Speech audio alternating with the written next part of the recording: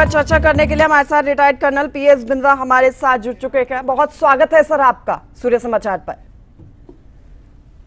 देखिए, जिसके बारे में सोचा नहीं था, बचा नहीं किया था, वो फैसला सामने आया है, सीज फायर हो चुका है। अब हालांकि ये एक बहुत अच्छी खबर है, लेकिन इस बीच एक बड़ा फैसला भी सामने आया है। भारत सरकार अभी सिंधु जल समझौते को लेकर अपने फैसले को लेकर अडिग है। पहली प्रतिक्रिया आपकी।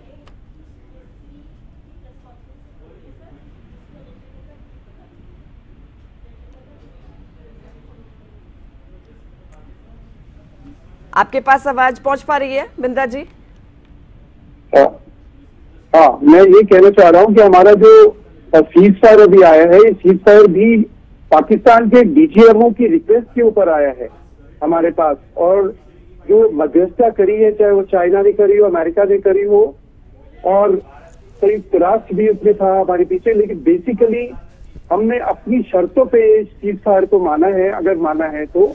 और सिर्फ इतना ही मैं कहूंगा कि हमारी जो देश की नीति है कि जब तक पाकिस्तान अपना मिस एडवेंचर नहीं करता है, हम इस सीज फायर को लागू मानेंगे। अभी तक तो यही चीज सुनाई पड़ी है और हम लोग सबकी संज्ञान में है, जो मैं आप लोगों से शेयर करना चाह रहा हूँ। बिंद्रा जी, से भारत की बहुत बड़ी कूटनीतिक जीत भी मान रखे गए। आपकी आवाज थोड़ी, आप तक आवाज मेरी पहुंच पा रही है ठीक से? तक सही है मैम। और मेरा सवाल है आपसे, देखिए, क्योंकि ये जो फैसला आया इससे भारत की बहुत बड़ी कूटनीतिक जीत मानी जा रही है, कैसे देखते हैं आप? बिल्कुल ठीक कह रहे हैं आप, ये भारत की एक जीत है, क्योंकि हमने अपनी शर्तों पे ये सीज फायर को माना है। जो सोच थी, जो हमने अचीव करना था, उनको जो हमने हमारे साथ जो हादसा हुआ पहलगाम में, हमने उसका अच्छा बदला लिया, ठोक के बदला लिया। और लेकिन हम लोगों ने अपने निशाने सिर्फ उनके लॉन्च पैड्स पे और उनके आतंकवादी अड्डों तक ही सीमित रखे, या उनके आज सुबह की जो चोट पहुंचाई उनको, जिसकी वजह से उनके डीजीएमओ बिल्कुल सामने आए और उन्होंने बल्कि खुद मांग के ये सीज फायर को मांगा है और आगे बढ़ाया है। तो ये हमारी कूटनीतिक जीत है और पाकिस्तान के एक बहुत बड़ा लेसन है पाकिस्तान के लिए, जो आज हमारे सबके सामने है।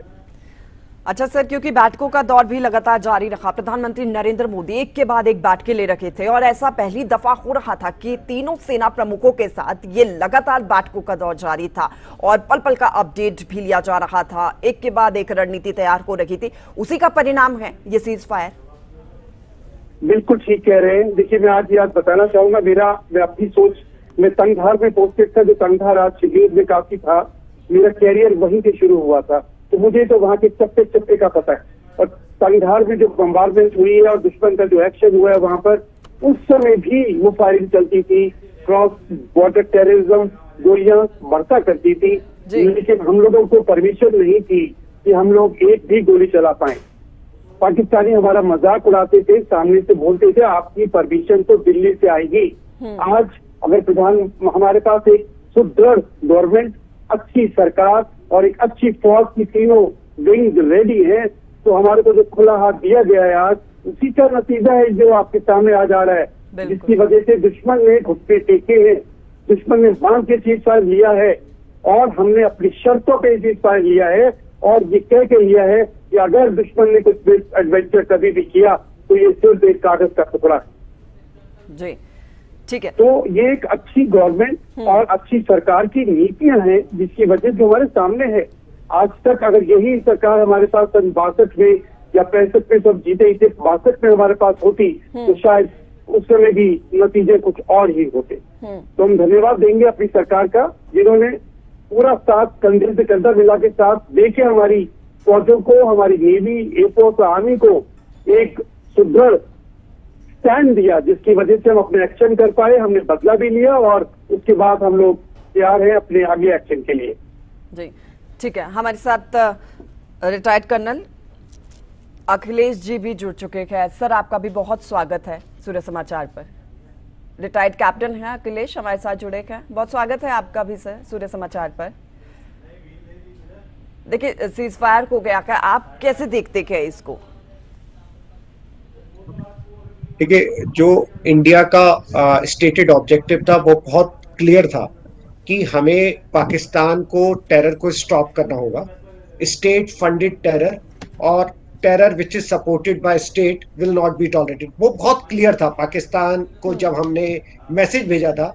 और लेकिन पाकिस्तान को ये मैसेज सही से मिल नहीं रहा था, राइट। हम लोगों ने सर्जिकल स्ट्राइक की, हमें लगा वो शायद मैसेज डिलीवर हो जाएगा। उसके बाद हमें बालाकोट स्ट्राइक करनी पड़ी कि शायद अब मैसेज डिलीवर्ड होगा, लेकिन पाकिस्तान ने कंटिन्यू रखा इस टेरर को सपोर्ट करना। और it was a state funded terror, like terrorist जो आपको दिख रहे थे वो एक केवल पपेट थे। एक्चुअली कॉन्स्पिरेसी पूरी पाकिस्तान आर्मी और आईएसआई की थी। तो वो वहां से बैठ के एक रिमोट कंट्रोल की तरह इन्हें यूज करते थे। और पाकिस्तान के लिए हमेशा जो ये टेररिस्ट है, ये उनकी ओवरऑल स्टेट स्ट्रेटेजी का एक पार्ट है, वो उनके लिए एक वेरी स्ट्रेटेजिक एसेट्स है। तो और उन्होंने हमेशा डिसाइड कर रखा था, एक पाकिस्तान की आप लोगों को पता होगा एक पॉलिसी है, to bleed India by 1000 cuts, कि आप छोटे छोटे कट करते रहिए, आप छोटे छोटे अटैक करते रहिए और इंडिया को आप इंश्योर करिए कि वहां पे पीस ना रह पाए। तो इस बार हमने जो अप्रोच ली वो मल्टी प्रोंग्ड अप्रोच थी। हाँ, आपको याद होगा सबसे पहले हमने इंडस वाटर ट्रीटी से स्टार्ट किया, उसके बाद हमने जो पाकिस्तान की फंडिंग को चोक करने के लिए पूरे दुनिया में बात की, प्लस हमने सारे इंपोर्ट्स वगैरह रोक दिए। तो एक ये मल्टी प्रोंग्ड अप्रोच था, जिसका लास्ट फेज था ये strikes, army and military strike. और हमने एक मैच्योर नेशन की तरह बहुत क्लियर था कि हम केवल टेररिस्ट के इंफ्रा पे अटैक करेंगे।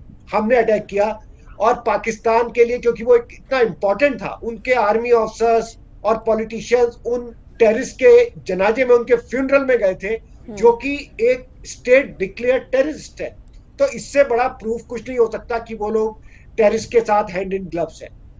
जब पाकिस्तान ने अटैक किया तब इंडिया ने पूरा उसका रिप्लाई दिया, बिफिटिंग रिप्लाई दिया, और उनको दिखा दिया कि अब ऐसा नहीं है कि हम केवल पीओके तक मारेंगे या एक ही दो टारगेट करेंगे, हम तुम्हारे आर्मी के जो इंफ्रास्ट्रक्चर है, एयरफोर्स के हैं, रनवे है, एयरबेस है, उन पे भी स्ट्राइक करेंगे। ये बहुत बड़ा शिफ्ट है। आप देखिए बालाकोट की स्ट्राइक और हमारी पहली स्ट्राइक केवल टेरर पे थी, लेकिन जैसे ही पाकिस्तान ने उसका जवाब दिया था, हमने डीप जाके उनके ऊपर स्ट्राइक करी।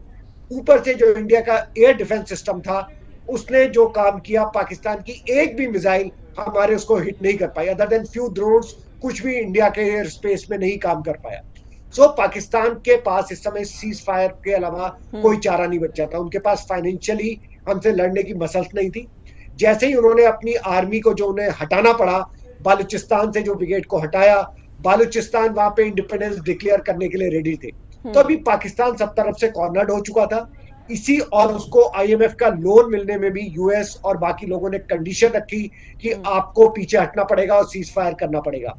उन्होंने खुद पाकिस्तान के डीजीएमओ ने इंडिया में कॉल करके रिक्वेस्ट करी कि वो हमसे सीज फायर करना चाहते हैं। तो आप देखिए पाकिस्तान को हमने उसके घुटनों पे ला दिया और ये क्लियर कर दिया कि अगर अगली बार आपने ये किया तो हम आपको डीप स्ट्राइक करेंगे और future act of terror will be treated as act of war. मतलब अगर कोई भी टेरर एक्टिविटी इंडिया की धरती पे होती है तो वो हमारे लिए आपकी तरफ से एक एक्ट ऑफ वॉर है, जिसमें इंडिया को आप पे स्ट्राइक करने का पूरा हक है।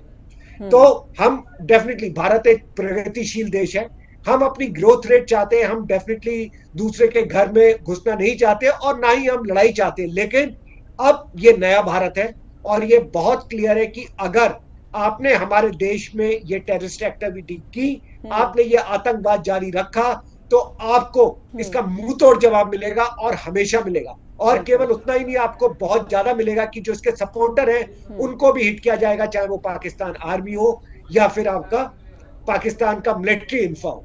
तो मैसेज बहुत क्लियर था। एंड मेरे ख्याल से अभी आप ट्रीटी के जो कंटूर देखेंगे जो सामने आएंगे, उसमें मेरे ख्याल से इंडिया की तरफ से एक बहुत क्लियर मैसेज होना चाहिए कि पाकिस्तान को ये डेमोन्स्ट्रेट करना है कि किस तरीके से वो इंश्योर करेंगे कि उनकी धरती से पाकिस्तान में कोई भी जो इंडिया के अगेंस्ट टेरर एक्टिविटीज हो रही है वो स्पॉन्सर्ड नहीं हो रही है। तो वो जैश ए मोहम्मद के साथ कैसा डील करेंगे, लश्कर तोयबा के साथ करेंगे, ये पाकिस्तान को प्रूव करना है। और तब तक जो हमारे बाकी एक्शन है, जो नॉन काइनेटिक एक्शन है, जैसे कि Indus water treaty, restriction on imports, on their loans, वो सब कुछ कंटिन्यू रहेगा। तो ये इंडिया ने बहुत स्ट्रांग मैसेज दिया है, लेकिन ये केवल फर्स्ट में है, और मुझे लगता नहीं कि पाकिस्तान इतनी जल्दी सुधरने वाला है, क्योंकि जो इसके कॉन्स्पिरेटर हैं वो पाकिस्तान को रूल करते हैं, आर्मी। तो देखना पड़ेगा कि कितना करते हैं, बट हाँ, मैसेज इंडिया की तरफ से बहुत स्ट्रांग है। Back to you. Thank you. बिल्कुल ठीक है बिंदर जी, देखिए क्योंकि आज ही देखिए एक फैसला आया था कि अगर कोई भी आतंकवादी गतिविधि होती है, कोई भी इस तरीके का हमला होता है, तो अब इसको एक्ट ऑफ वॉर की ओर से देखा जाएगा, और आज ही सीज फायर का ऐलान हो गया है। तो कहीं ना कहीं कह सकते हैं कि घुटनों पर तो हम लेकर आए हैं पाकिस्तान को। बिल्कुल ठीक कह रहे हैं आप। जो हमारा एंड है हमारे प्रधानमंत्री का कि और हमारी आर्मी का कि जो दुश्मन कुछ भी एक्शन करेगा अब से, इसके अलावा कोई भी टेररिस्ट एक्टिविटी हो, चाहे वो किसी भी टेरर ग्रुप के थ्रू हो, उसको एक्ट ऑफ टेरर, और हमारी तरफ से हम उसको पाकिस्तान की तरफ से एक लड़ाई की पहल मानेंगे। तो ये बहुत बड़ा मैसेज है पाकिस्तान के लिए। जैसा कि मेरे साथी ने अभी बोला कि पाकिस्तान एक सुधरने वाली चीज नहीं है, लेकिन जो उनको जो चोट पहुंची है इस बार, उन्होंने जो हमारे साथ अभी पहलगाम में जो एक्शन किया, उसकी जो उनको चोट पहुंची है, मेरे ख्याल से उनको कुछ सालों तक तो उसकी याद रहेगी, और वो मिस एडवेंचर करने से पहले सोचेंगे। लेकिन अभी भी हमारे पत्ते खत्म नहीं हुए हैं, चाहे वो सिंध की ट्रीटी हो, पानी की, या कुछ और चीजें हो। हमने अभी तक उनके अपने कार्ड नहीं खोले हैं, और देखेंगे हम लोग, सोचेंगे किस प्रकार से हमारी गवर्नमेंट इसको हैंडल करती है। और मुझे पूरा विश्वास है कि पाकिस्तान को अब ये लेसन सीखना पड़ेगा, वो ना चाहते हुए भी सीखना पड़ेगा। अगर उनको जीना है, हमारे पड़ोस में रहना है, बहुत जरूरी है कि ये लेसन हमारा नया भारत उनको सही तरीके से चोट मार के सिखाया, और अब उनको लेसन के द्वारा सिखाएगा। तो मैं आज इस फोरम से कहना चाहता हूँ कि हमारा जो नया भारत उभर के आ रहा है, हमारी नीतियां जीरो टॉलरेंस आगे आ रही हैं, वो बहुत फर्क है पहले की नीतियों से। और ये नीतियां हमारे देश को, हमारी आर्मी को दुश्मन के सामने ऊंचा उठाती हैं, और दुश्मन की नजरें नीचे रखने को मजबूत करती है। Thank you. बिल्कुल ठीक है, आपने मजबूत हैं हम, और दिखा भी रहे हैं कि हमारी क्या मजबूती है, क्या हमारी ताकत है। अखिलेश सर देखिए, क्योंकि आज से 10 से 15 साल पहले जनरल वीके सिंह की ओर से कहा गया था कि हमारा यानी कि भारत का जो एयर डिफेंस सिस्टम है वो अभी दुरुस्त इतना नहीं है कि हम एक चिड़िया, एक कबूतर को भी नहीं मार सकते। लेकिन आज उसी एयर डिफेंस सिस्टम ने पाकिस्तान की ओर से जो ड्रोन, जो मिसाइलें छोड़ी जा रही है, उनको हवा में ही नष्ट कर दिया।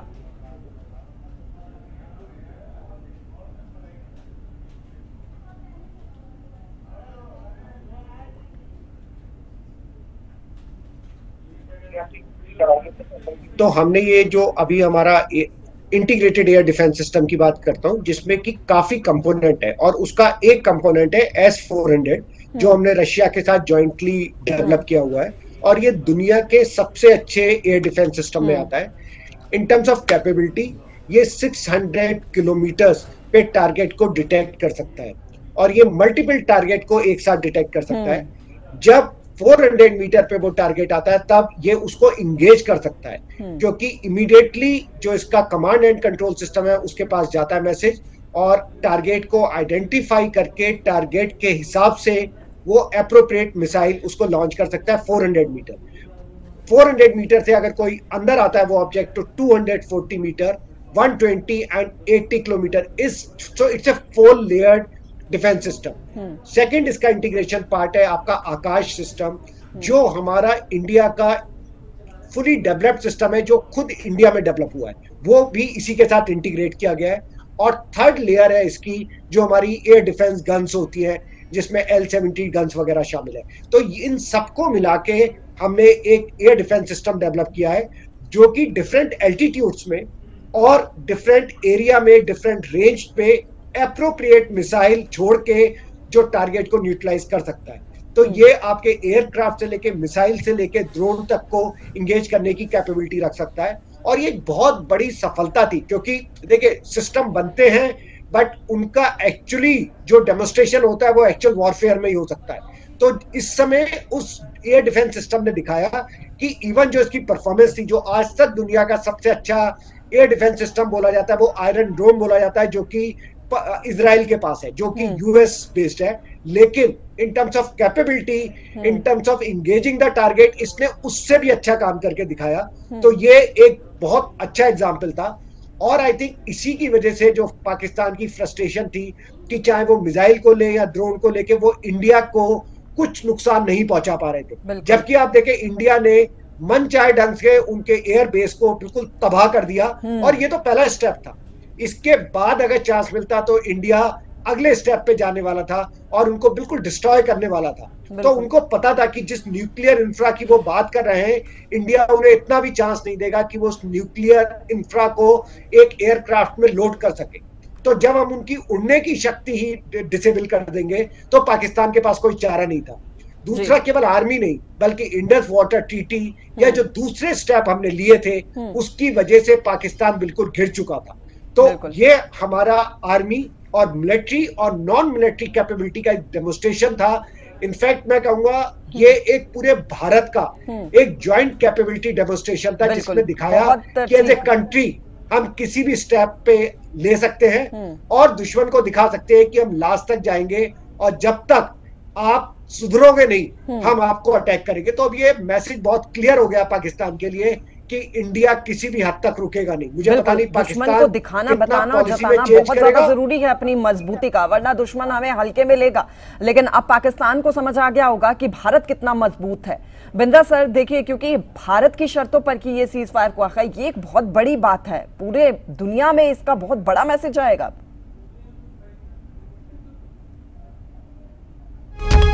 नए भारत का नया मैसेज ज्यादा जरूरी भी है। भारत एक बढ़ती हुई इकोनॉमी है और पूरे विश्व में आज छाई हुई है और मजबूत देश होगा तभी दूसरे देश भी वहां पर अपना व्यापार करने की भी कोशिश करेंगे। और उसी को आगे बढ़ाते हुए हमने ये मैसेज सिर्फ एक देश को नहीं, हमारे जितने भी दुश्मन देश है अगल बगल सबको एक क्लियर मैसेज दिया है कि देश भारत से उलझना आसान भी नहीं है और ठीक भी नहीं। तो ये मैसेज जरूरी था। जो लोगों ने हमसे रॉन्ग मैसेजेस लिए हुए थे पहले कि एक गोली चलाने के पहले आपको पहले दिल्ली से परमिशन लेनी पड़ेगी, जो प्रधानमंत्री की खुली छूट थी हमारी तीनों सेनाओं के लिए, वो अच्छा एक चाबीनुमा काम कर गई। तो वो हमारी जो सेनाओं ने काम करा और बहुत ही अच्छे तरीके से अपने कार्य को संभालते हुए दुश्मन को चोट भी पहुंचाई और साथ में उनको एक लेसन भी दिखाया। Thank you. बिल्कुल अखिलेश सर, देखिए क्योंकि S-400 एक गेम चेंजर के तौर पर उभरा है, क्योंकि जितनी भी मिसाइलें को ड्रोन को दागी गई पाक की ओर से नष्ट कर दिया गया और इसको सुदर्शन का नाम भी दिया गया। कहते देखिए इतिहास गवाह है, जब श्री कृष्ण का सुदर्शन चलता है तो कोई भी सामने टिक नहीं पाता है।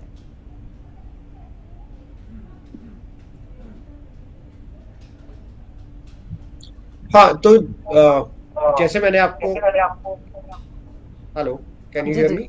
जी, आपकी आवाज आ रही है।